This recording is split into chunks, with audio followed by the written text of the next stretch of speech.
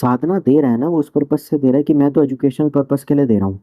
मैंने तो वीडियो में भी बोल दिया था कि अगर आप कुछ गलत करोगे तो पलट के आपके ऊपर आएगा। अब आप उसका इस्तेमाल कर रहे हो गलत चीज़ के लिए, तो मैं कुछ नहीं कर सकता। अब आप मेरे गले मत पड़ जाना, मैं कोई तांत्रिक वांत्रिक नहीं हूँ, मेरे गले मत पड़ जाना। तुम लोग मेरा खोपड़ा खाने लग जाओगे कि तेरे को अक्ल नहीं है, तेरे को शर्म नहीं है, तेरे को तमीज़ नहीं है। मैंने ऐसी कोई साधना वगैरह नहीं दी तंत्र की, और मुझे तंत्र वंत्र आता भी नहीं है। वो कभी कभार ऐसा होता है कि आदमी खुद भी अकल्ट में इंटरेस्टेड होता है, उसे अकल्ट पसंद होता है, कुछ लोगों को पसंद होता है, शौक होता है, तो उसके चक्कर में भी चला जाता है, तो फिर मारण मोहन वो अपने लोगों पे ही करना शुरू कर देता है। आपको अकल्ट पसंद है तो टोटका करना भी आपको अच्छा लगेगा।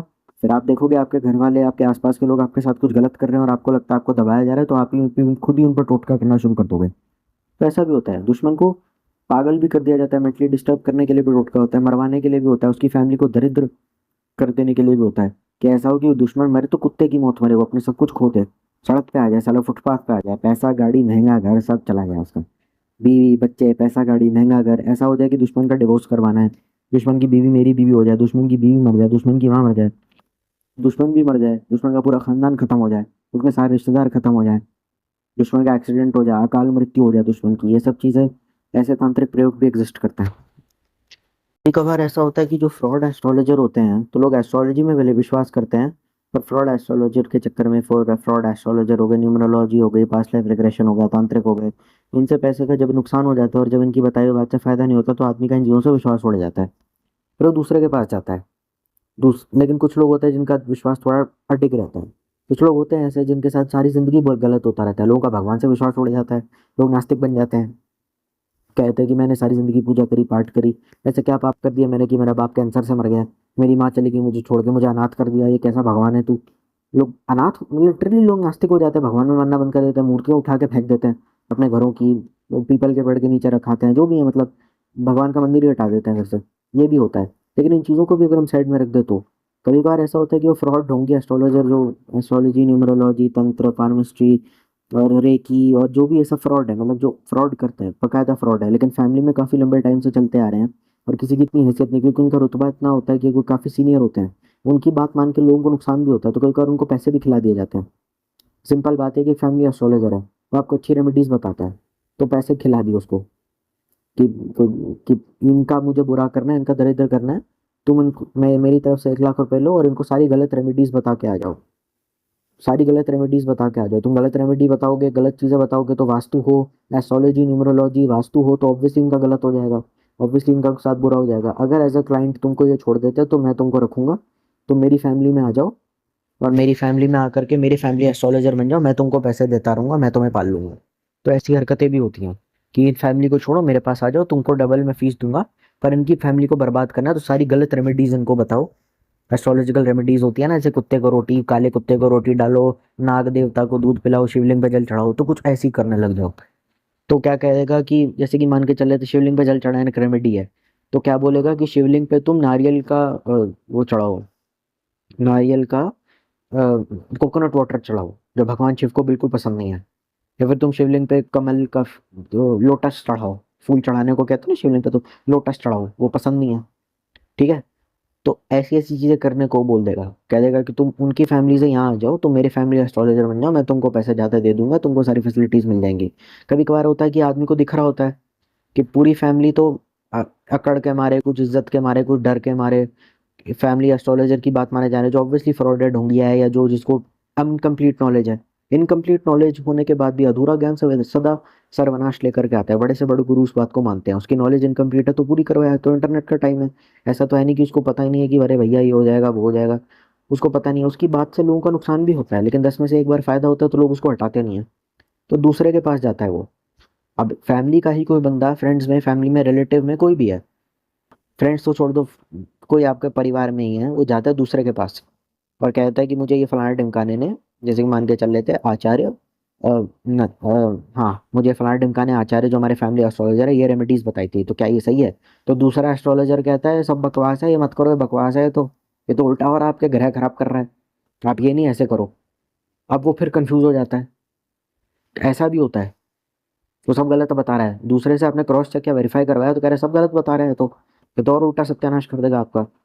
क्योंकि हाँ, ये तो कुछ भी गलत बता रहा है तो सब गलत बता रहा है, ये सब करोगे तो उल्टा और आप दरिद्र होते चले जाओगे, आपके और ग्रह खराब हो जाएंगे।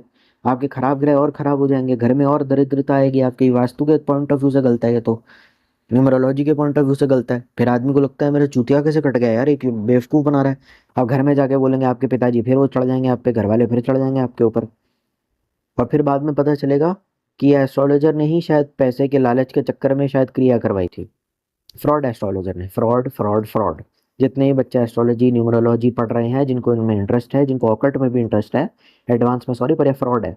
कि उसने क्यों क्रिया करवाई, क्योंकि और गरीब होंगे, तो और गरीब होंगे तो मैं ज़्यादा फीस चार्ज करूंगा, इनकी मजबूरी का फ़ायदा उठाऊंगा, मैं और इनके घर पे आऊँगा। फीस मेरी उतनी रहेगी, लेकिन मैं नंबर ऑफ फ्रीक्वेंट विजिट्स मेरी इनके घर में बढ़ जाएंगी कि कुछ तो कर दीजिए, कुछ हेल्प कर दीजिए। कह दूंगा मैं, वो मैं बार बार घर में आऊंगा, मैं और ज़्यादा घर में आऊंगा, मैं जितना ज़्यादा बार घर में आऊंगा उतनी बार इनको मुझे पैसे देने पड़ेंगे। पंडित और एस्ट्रोलॉजर, जो फेक पंडित होते हैं, फेक एस्ट्रोलॉजर्स होते हैं, इनको बात बात पे पैसे मिल जाते हैं। कह देते हैं 500 रुपये निकालो, निकाल देता है आदमी। बात बात पे पैसे देता है कि ये लीजिए पंडित जी, पैर पैर पैर छू, पंडित जी के पैर छू। तो जो फ्रॉड ये होते हैं पंडित और एस्ट्रोलॉजी में, पैसा बहुत मिलता है, बिन मांगे आपको पैसा मिल जाएगा, क्योंकि श्रद्धा से रिलेटेड है। आदमी अपनी बरकत चाहता है, खुशी में किसी घर में बच्चा पैदा होता है, वो लोगों में मिठाइयाँ बांटता है, पैदा 500 रुपये के नोट बांटता है कि देखो लड़का हुआ है, लड़का हुआ है, लड़की हुई है, जो भी है। तो वैसे ही पैसे मतलब मिल जाते हैं।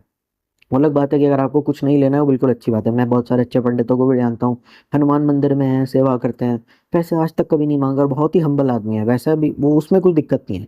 लेकिन अगर कोई श्रद्धा से दे देता है, कुछ लोग होते हैं बिल्कुल ही लीचड़, 2 मंत्र जाप करेंगे, निकालो 100 रुपये, तो हाँ निकालो 2000, मतलब बिल्कुल बिल्कुल जेब पे उनकी नज़र होती है आपकी। तो ऑब्वियसली ऐसे लोग अच्छे नहीं होते। कुछ अच्छे से बताया, मैं खराब रेमेडीज बताऊंगा, मैं खराब चीज़ें करूंगा, इनका नुकसान तो होगा, पर मैं 100 में 10 चीज़ें खराब बताऊंगा तो 5 चीज़ अच्छी बता दूंगा, तो फायदा भी होगा। अगर ये दरिद्र हो भी गए तो मुझे और बुलाएंगे, तो और बुलाएंगे, तो मैं जितनी बार बुलाएंगे उतनी बार मैं पैसे मांगूंगा, या मैं फीस अपनी बढ़ा दूंगा। अब परिवार के सुख के लिए, परिवार की शांति के लिए, परिवार में अच्छा माहौल करने के लिए, बिगड़े काम बनाने के लिए, भले ही वो बच्चे की सरकारी नौकरी चली गई, बच्चे की नौकरी नहीं लग रही है, बेटी की शादियां करानी है, शादी हो नहीं रही है, तो उसके लिए आदमी जब मजबूर होता है तो मजबूरी का फायदा उठा के वो ज्यादा पैसे दे देगा। तो देखो, पागलपन की हद तो कहीं तक भी जा सकती है, क्योंकि कई बार ऐसा होता है कि जो तांत्रिक शक्ति होती है भोग भी मांगती है। तो कई बार ऐसा होता है कि भोग में आप कुछ वेजिटेरियन चीज़ें दे दे, कुछ खीर दे दे, कुछ बताशे दे दें, या कुछ चावल दे दे, आटा दे दे, रोटी दे दे, तो वो भी भोग में काम आ जाता है। क्योंकि ये सब चीज़ें, जो चीज़ें होती है, गरीब से गरीब आदमी अफोर्ड कर सकता है। कभी कभार ऐसा होता है कि आदमी इतना पागल हो जाता है लोगों से बदला लेने की आग में, कि अपने ही घर में उसके पेट होते हैं। ठीक है, कुत्ता हो गया, बिल्ली हो गया, अब जाहिर सी बात है, उसके गले में आप लीश ना भी डालो, कुत्ता है, बिल्ली, पैरट, जो भी है, मतलब उसके गले में लीश ना भी डालो तो भी आपका पीछा करता रहेगा। तो अपने ही घर के पालतू कुत्ते की मंदिर में जाके, मतलब जो भी, मतलब नॉर्मल मंदिर नहीं, तांत्रिक के सामने बलि दे दी उसने। ऐसा भी होता है। तांत्रिक बोल देता है कि एक काम कर, किसी बच्चे को किडनैप कर दे, और तूने इसकी गर्दन काट देनी है, तो उसकी गर्दन काट दे, मैं इस पर क्रिया कर दूंगा, फिर ये बच्चा तेरा हो जाएगा। तूने इस बच्चे को किडनैप करना है, कहीं से भी बच्चा लेकर के आ। तांत्रिक ने बोला बच्चा लेकर के आ। तो किडनैप कर लिया उसने, और 5 साल तक उसको खूब खिलाया पिलाया, जो उसने मांगा वो मांगा। उसने कहा कि अब खुद कुल्हाड़ी से काट दे उसको, उसने काट दिया। रियल हिट के पॉडकास्ट पे बात हुई थी है। तो ऐसे भी लोग होते हैं, क्योंकि उनको बदला लेना है, बदले की आग में उतने अंधे हुए, सही गलत के बीच का फर्क ही भूल गए। आप अपने कुत्ते की गर्दन कैसे कटवा सकते हो तांत्रिक के आगे? उससे जानवर की बलि मांगी थी ना। आप काटने की क्या जरूरत थी यार? आप बोल देते कि मैं वो बलि मैं नहीं दे सकता, मैं नहीं मार सकता किसी को भी, शक्ति भोग मांग रही है तो क्या हो गया, मैं क्यों काटूं किसी को, मेरे पे पाप चढ़ेगा। कोई अच्छे काम के लिए तंत्र तो वैसे भी नहीं कर रहा, उसको अपने शत्रुओं पे मारण करवाना था। कोई एक किस्सा है बहुत पुराना, मुझे याद नहीं कहीं का था, पता नहीं कहाँ का है। तो उसने अपने घर के कुत्ते को दे दिया। और एक बार था कि एक दूसरे के साथ गेम केस हुआ, उसके घर पे कुत्ता था, उसको तांत्रिक ने बोला इतने पैसे लगेंगे, उस पर पैसे ही नहीं थे। एक कुत्ता था और एक बकरी थी, तो उसने बकरी कसाई को बेच दिया अपने। बकरी कसाई को बेच दी, और कुत्ता भी बेच दिया उसने, और उससे जो पैसे आए वो चला गया। अब कुत्ता जो था उसकी बहन को और उसकी माँ को बहुत क्लोज था उसके।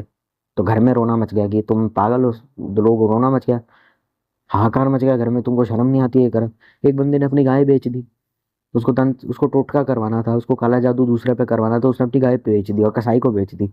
अब उस गाय का क्या होगा? अपने घर की गाय है, गाँव ऑब्वियसली, गाँव में, क्योंकि गाय गाय तो चलो ऑब्वियसली इतना तो लिबर्टी दे दोगे, ऑब्वियसली लोग गाय तो गाँव खेड़े में रखते हैं, शहर में तो घर में गाय कोई नहीं रखता।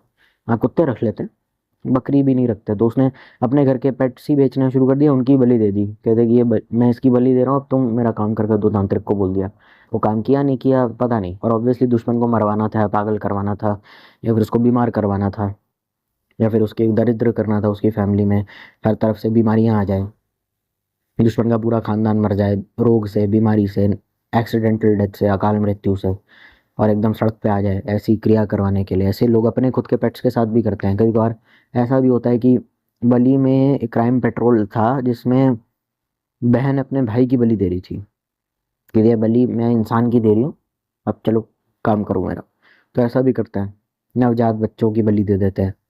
ठीक है, कई बार खोदा, ग्रेवयार्ड खोद दिया, उसमें से किसी प्रेग्नेंट औरत की लाश थी, तो उसमें से शायद बच्चा वगैरह निकाल के, या किसी बच्चे का लाश वगैरह निकाली जो फ्रेश ग्रेव है, तो कब्रिस्तान, सॉरी ग्रेव, कब्रिस्तान, तो उसमें गए और वहां से किसी बच्चे की लाश निकाल के दे दी, एक एक दिन पुरानी, मुश्किल से एक दिन भी नहीं हुआ होगा, और वो ला के दे दी उसको कि ये बच्चे की लाश है, इसकी बलि दे दो, तो उसकी बलि दी गई।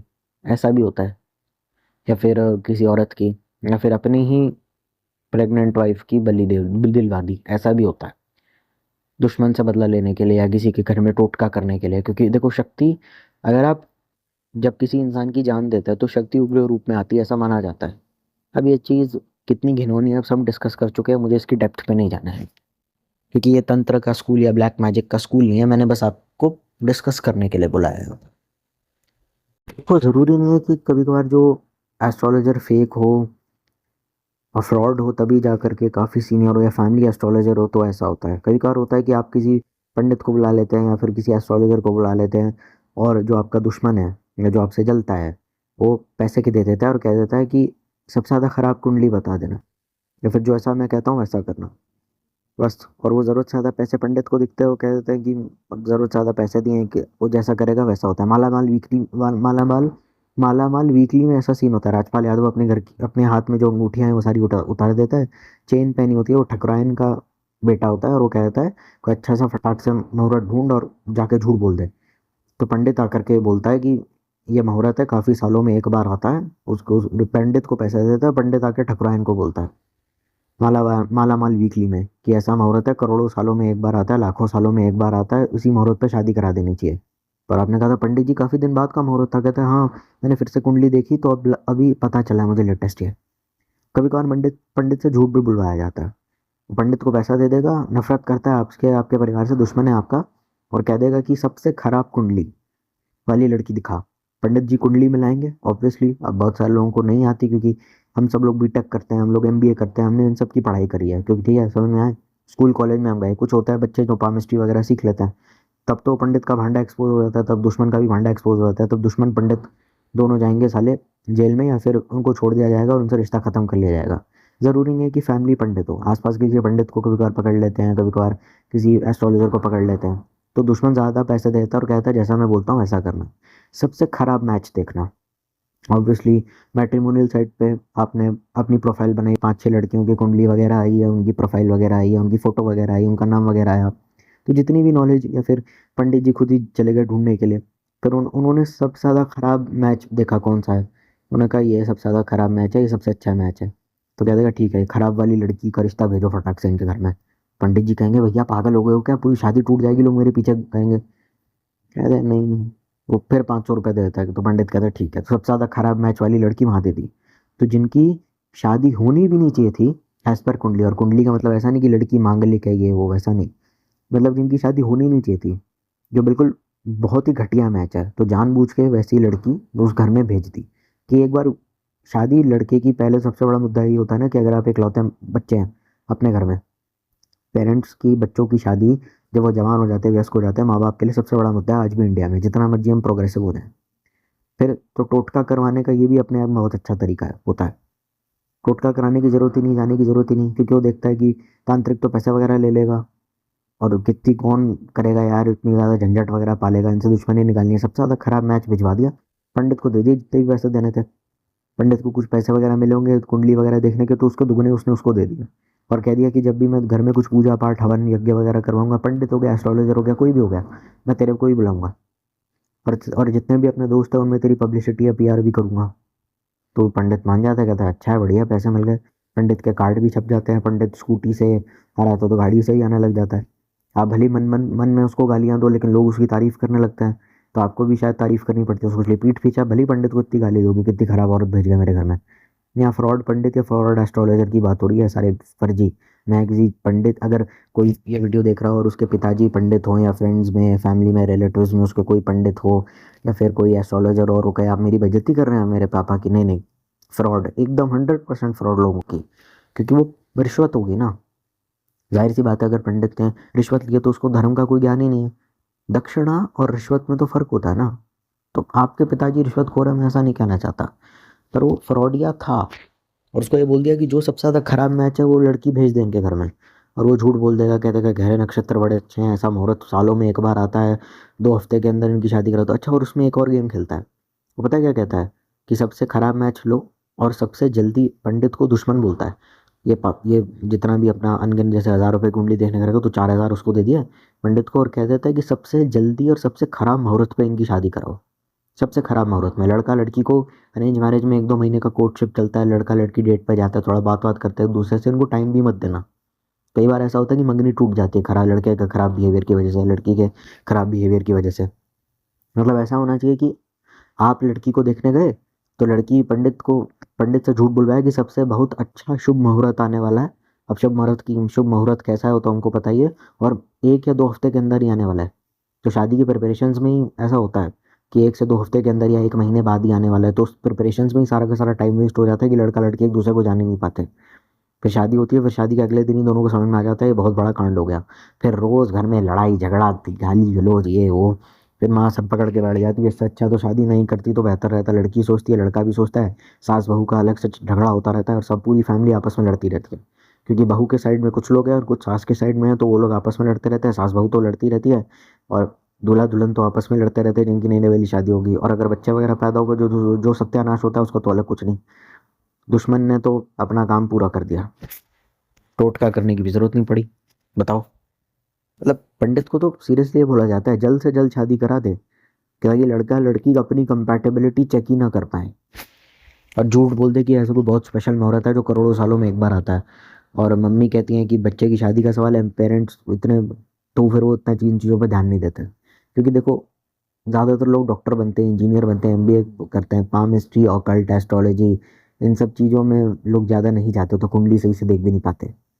ठीक है, वो तो क्रॉस चेक करके वेरीफाई जब आप कराते हैं तो होता है। और दिक्कत क्या होता है कि लोगों को ये पता भी नहीं होता कुंडली में क्या दिखवाना चाहिए क्या नहीं दिखवाना चाहिए। एक भी गुण नहीं मिल रहा होगा लड़का लड़की का, पर दुश्मन ने रिश्वत दे रखी है तो कहते हैं इनके तो 36 से 36 गुण मिल रहे हैं, ये तो राधा कृष्ण है बिल्कुल, इनकी तो मतलब पता नहीं बहुत ज़्यादा बड़ी जोड़ी है, इनकी तो शादी करा दो।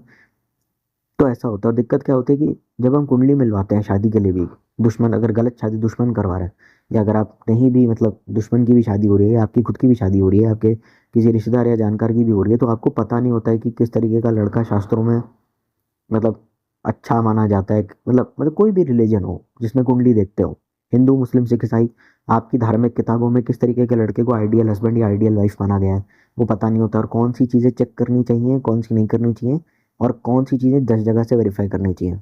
लोग क्या करते हैं, एक पंडित मिल गया तो उसी से ही फिर वो सारा कुंडली वगैरह वो सब करवा लेंगे और करा लेंगे, दूसरे 2-3 पंडितों के पास नहीं जाएंगे। लेकिन अगर एक लाइट बल्ब भी खरीदना है 0 वाट का, या घर में ट्यूबलाइट भी लगवानी है तो 5 दुकानों में पूछ करके आएंगे।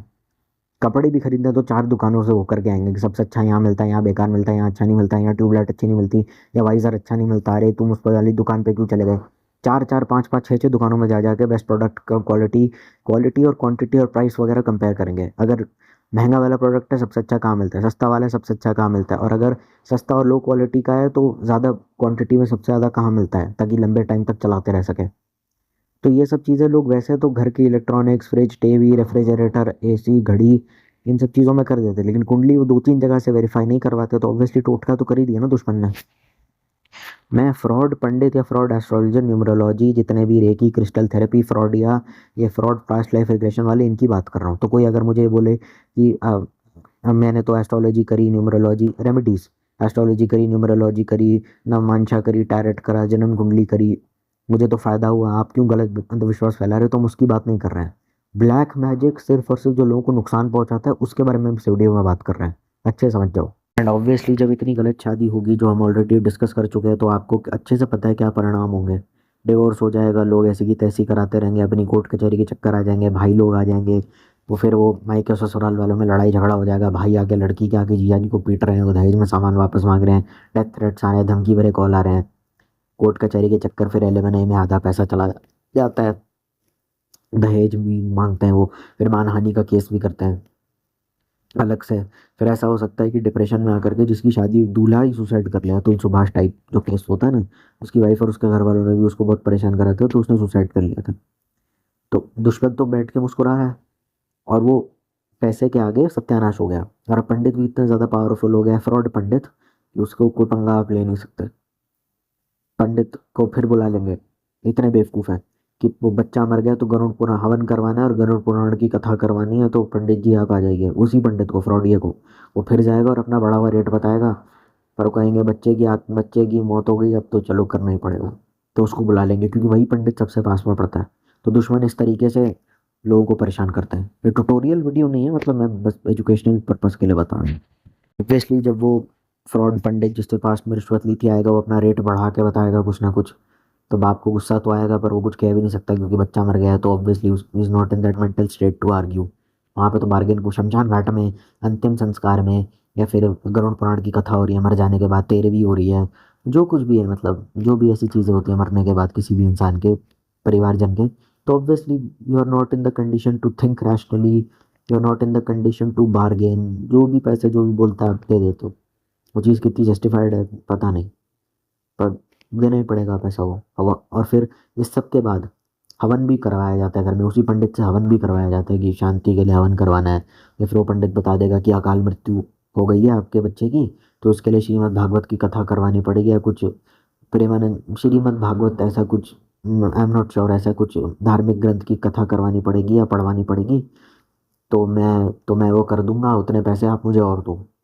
तो उसने रेमेडी बता दी, अब तो नॉर्मल रेमेडी बता रहा है, दुश्मन ने तो अब रिश्वत नहीं दी, वो दुश्मन बैठ के मुस्कुरा रहा है, चलो मेरा काम तो हो गया, मेरा दुश्मन तो हट गया।